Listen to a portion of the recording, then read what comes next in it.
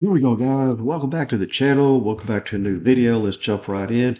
SP 500 looking really good today. It sold off a little bit at the opening, but hey, here we go again. We may even make another.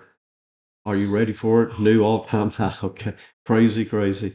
All right, go. Just consolidating right here. Really hasn't made any effort to break out. We do have quite a bit of resistance up here, but if they could just put in, I don't know, a green candle about like this, or even this one up here, we could clear all of this out. It's called jumping the brook. Anyway, jump through all that or over all that resistance, and we could be at 5 grand in a heartbeat. But it's up to the big boys. But here we go on silver. It's really the talk for this week, as we discussed before. Got a low, higher low.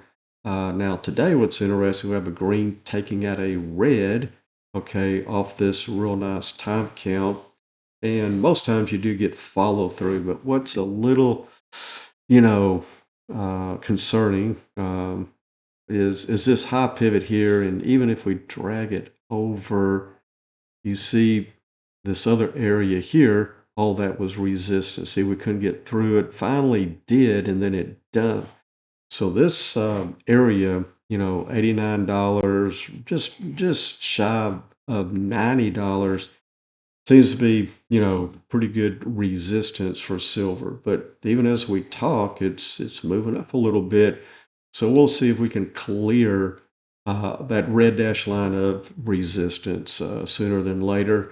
And then soon after that, we'll be in the mid 90s if that happens. And then this will be our next. Of course, there's always, until you get to all-time highs, there's always that next challenge, price challenge, previous resistance up here, and that's around 96. But yeah, if we could get into the 90s and hold the 90s for a week, yeah, we might be setting up for something pretty nice coming up. But guys, appreciate you watching, taking the time.